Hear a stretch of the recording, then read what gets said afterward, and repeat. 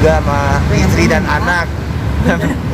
Mungkin perkembangannya sekarang sudah seperti apa sih, Mas? Perkembangannya sudah seperti apa sih? Perkembangannya ya lumayan lah, dikit-dikit. Jadi aku tuh penganut paham pelan-pelan asal selamat. Yang penting gitu. Kalau belajar agama itu nggak boleh pelan-pelan banget ya.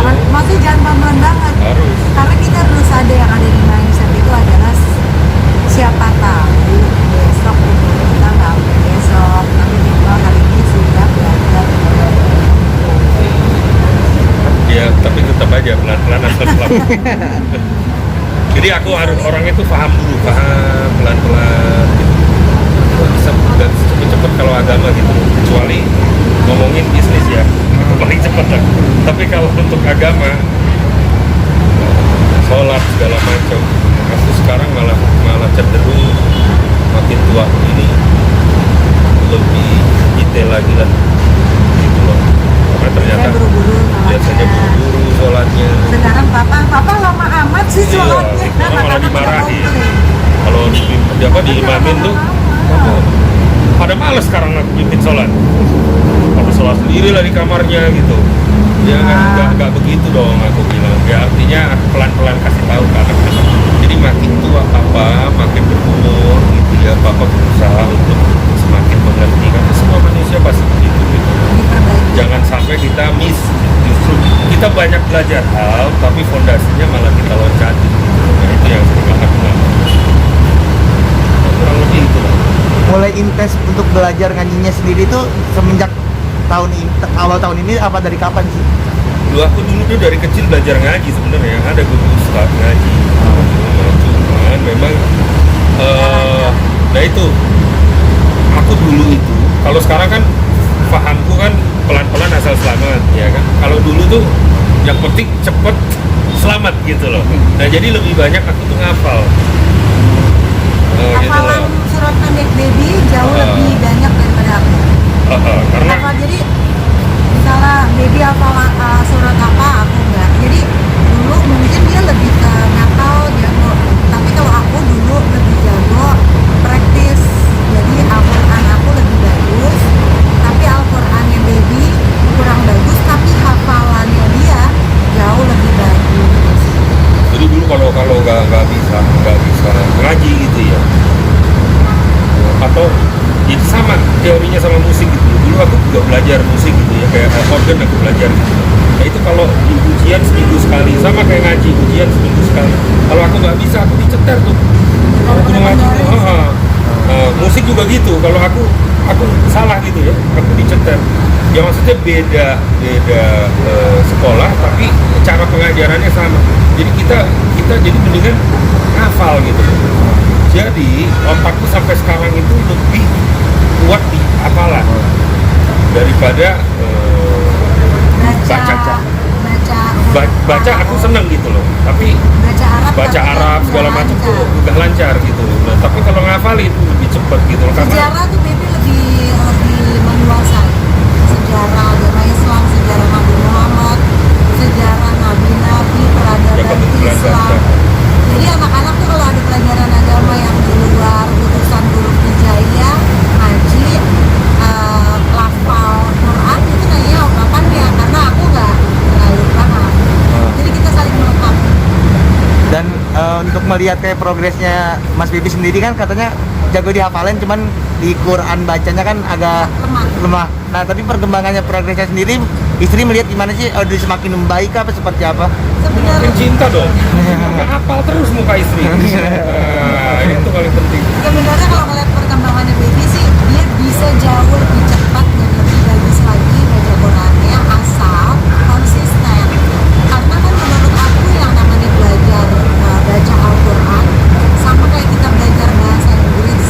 Kalau semakin kita sering latih, kita sering praktis, akan lebih baik terus. Aku sih jauh dari sempurna, aku juga masih belajar ya, belum, tapi lebih lancar lah minimal dari baby.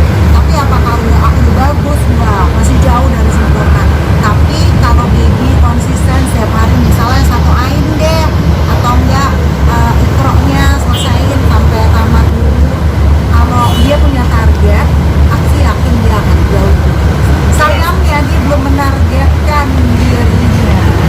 Ada target nggak sih mas? Kita belum ganti topik, ntar gue disuruh ngaji nanti Ah, sama orang. ya. Baru boleh manggung. Kalian manggung suruh ngaji gue. Pusing nanti. Apa tadi?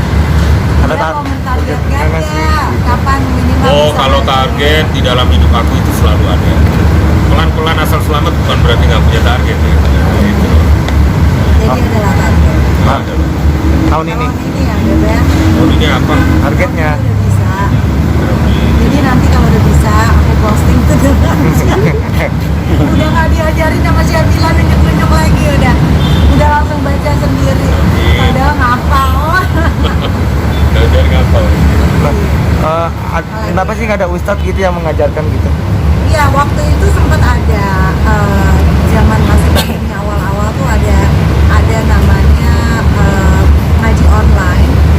Tapi Dini Aminarti juga sama Dimas Seto tuh ngajakin dari musyawarah. Dimas itu sama buta huruf Arab juga, buta Quran juga. Jadi dia tuh begitu melihat postingan aku dia tuh bilang, "Kak, sama lo sama suamiku, Kak Dewi juga sama kayak Dinas gitu loh." Jadi belum lancar baca Quran dan buta huruf Al-Quran sampai akhirnya online belajar dari satu cowok, dan itu tuh memang mereka punya metodenya untuk belajar ngaji cepat. Jadi kayak di challenge setengah jam udah bisa baca Arab sambung.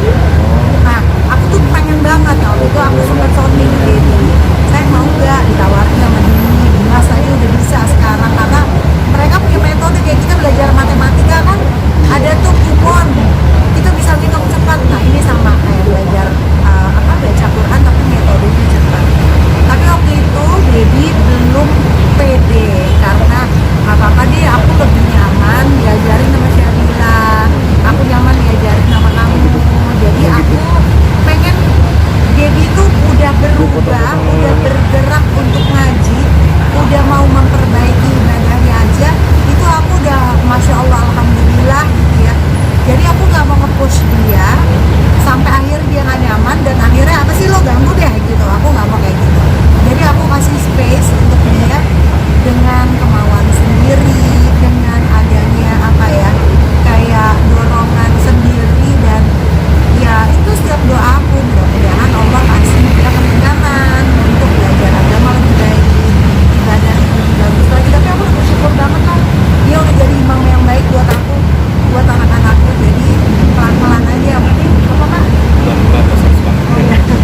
Nah itu apakah salah satu tips menjaga keharmonisan antara Kak Baby sama Kak Meli nggak sih? Oh iya, karena pasti semua agama mengajarkan punya acuan dan juga punya istilahnya ada dalam rumah tangga tuh perlu banget belajar agama karena agama itu jadi kayak tiang dan juga ada koridor tiang agama, terus kayak kamus lah ya. Ibaratnya kalau kadang-kadang manusia itu nggak bisa dibilangin sama manusia. ya Nah itu gunanya agama gitu loh. Jadi meskipun aku di sini pangkatku suami gitu ya, dia istri. Kadang-kadang kalau selamat itu kita manusia, aku bilang istri, kadang-kadang istri juga suka nggak dengar atau ngeyel dalam hati. Aku pun juga gitu. Kadang-kadang istri bilang suami suka ngeyel. Nah itu yang meluruskan itu harus ada, dan menurut aku ya koridor agama punya Tuhan. Ya. Jadi agama buat keluargaku adalah tiang koridor. Jadi begitu kita salah jalan, kita berkaca ke agama. Koridor-koridornya nggak ada. jadi ibaratnya kalau aku mengutip kata Ustaz Jafar, TV itu kalau kita beli kan ada manual book. Nah hidup ini manual booknya itu adalah agama, adalah Al-Quran, Sunnah gitu ya. Jadi kalau kita nggak pegang manual book ya hidup kita bakal dipermainkan sama dunia gitu. Bang, tapi dengan belajar mengaji ini mungkin nggak kita nggak mana ngajinya, cuman dengan adanya belajar ini kan jadi lebih bonding kalian berdua itu mungkin kayak kalian jadi lebih memahami sesama lain, lebih paham lagi. Oh begini ya kalau ngaji tuh capeknya, oh begini tuh ada seperti ini, jadi gitu masih mungkin jadinya. Kalau Iya, bonding pasti Iya. lah. Lebih bonding sama yang anak pertama. ya Ya. Anak kedua juga jadi ikut karena aku belajar sama mereka. Nah terus yang Bambang juga ikut gitu loh. Jadi bonding itu penting juga ya gitu. Begitu aku belajar agama di sini malah aku mendapatkan